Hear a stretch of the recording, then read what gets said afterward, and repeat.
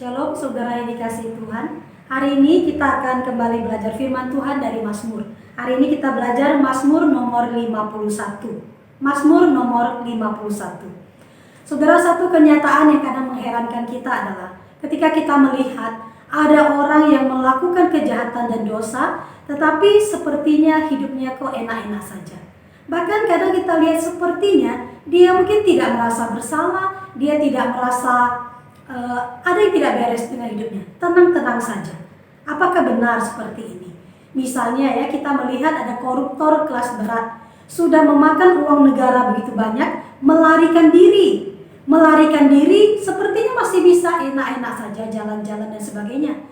Ada yang berhasil ditangkap, masuk penjara, di dalam penjara dia dapat fasilitas yang enak, dia tetap aja hidupnya itu nyaman. Ada yang setelah masuk penjara satu waktu kemudian dibebaskan. Nah, waktu dibebaskan itu dia hidupnya tetap enak. Kenapa? Karena dia masih punya banyak harta hasil korupsi dia. Dia tidak dimiskinkan. Kok sepertinya mereka ini hidupnya enak saja ya? Sehingga tercetus kalimat seperti ini. Enak juga ya orang yang berbuat dosa, aman dan nyaman hidupnya. Apa benar seperti ini? Mazmur 51 ini ditulis oleh Daud ketika dia ditegur setelah dia melakukan dosa perzinahan dengan Batsheba. Apakah berbuat dosa itu enak? Dengarkanlah pengakuannya. Mazmur 51. Untuk pemimpin biduan, Mazmur dari Daud. Ketika Nabi Nathan datang kepadanya setelah ia menghampiri Batsheba.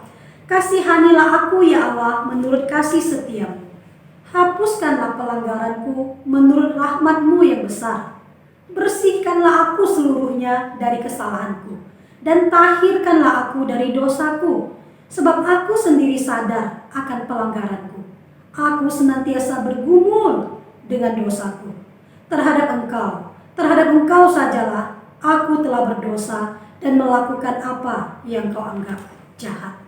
Daud sudah melakukan dosa yang begitu keji. Dia mengingini istri orang lain, bukan hanya mengingini, tapi dia sampai berzina dengan istri orang lain. Kemudian dia merancang pembunuhan bagi suami dari wanita itu, Uria ya. Padahal Uria itu adalah seorang prajurit yang setia kepada Daud, setia kepada kerajaannya Daud. Tetapi balasan dari Daud sungguh-sungguh tidak setimpal. Setelah dia melakukan semua itu, mungkin saja ya ada orang berpikir, mestinya Daud itu ya bisa tenang-tenang aja karena dia kan raja. Dia duduk di posisi yang paling tinggi. Dia tidak terancam oleh apa-apa, ya. Tapi apa benar seperti itu? Jelas tidak. Orang itu tidak dapat merasa hidupnya enak dan tenang bila melakukan dosa. Seperti yang bisa kita lihat pada Daud. Seperti yang dia alami. Dia mengatakan, dia sadar akan pelanggarannya dan dia selalu bergumul akan dosa-dosanya. Di bagian lain di Mazmur nomor 32, Daud mengatakan, ketika dia berdiam diri, tangan Tuhan itu menekan dia dengan berat. Seperti itu loh gambarannya. Dia begitu tertekan ketika dia melakukan dosa. Daud benar-benar menderita karena dosanya. Saudara yang dikasihi Tuhan, percayalah, tidak ada orang yang akan bisa bahagia di dalam dosa-dosanya. Misalnya mendapat uang dengan cara yang tidak benar, misalnya hidup di dalam perzinahan, perselingkuhan, misalnya menipu, misalnya menindas orang lain, dan dosa-dosa lainnya. Kita tidak bisa hidup dengan tenang dengan semua itu. Karena Tuhan memang merancang kita. Tuhan merancang kita itu baik dan suci adanya sejak awalnya. Setelah manusia jatuh dalam dosa, barulah manusia itu menjadi tercemar. Tapi sisa-sisa kesucian itu tetap ada.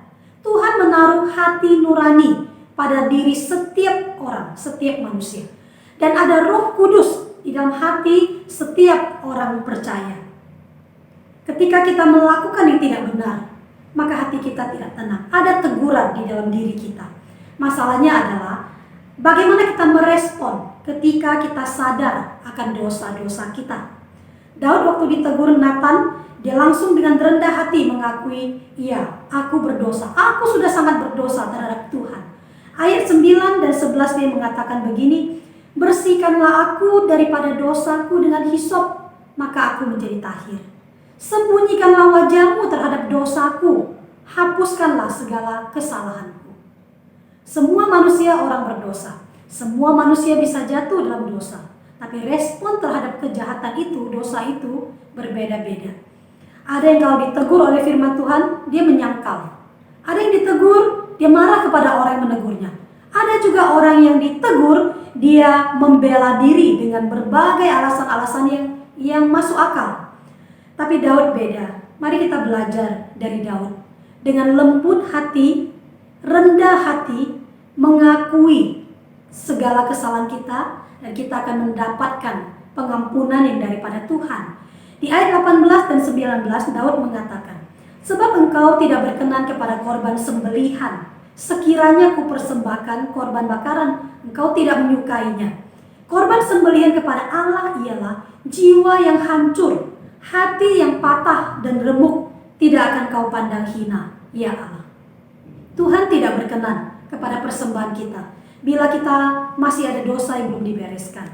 Tuhan tidak akan memandang hina kita kalau kita mengakui segala dosa kesalahan kita itu. Kita tidak ngaku pun dia sudah tahu, dan dia melihat, dan dia berduka. Ketika kita mengakui itu, justru itulah yang Tuhan inginkan, dan Tuhan siap untuk memulihkan kita. Ayat 14 mengatakan, bangkitkanlah kembali padaku kegirangan karena selamat yang daripadamu. Orang yang berdosa tidak ada yang merasa enak dan nyaman. Orang yang berdosa itu seperti tangan Tuhan menekan dia dengan kuat. Orang yang mengakui dosanya, memohon pengampunan dari Tuhan, diampuni dan dipulihkan, itu seperti orang yang semula tulangnya diremukkan, tapi kemudian dia kini bisa bersorak-sorak kembali. Saudara yang dikasihi Tuhan, adakah dosa yang belum kita akui, belum kita bereskan di hadapan Tuhan? Mari kita segera meninggalkannya dan mohon pengampunan dari Tuhan, dan kita biar hidup kita dipulihkan oleh Tuhan. Kita hidup dalam hidup yang indah yang diperbaharui oleh Tuhan. Amin.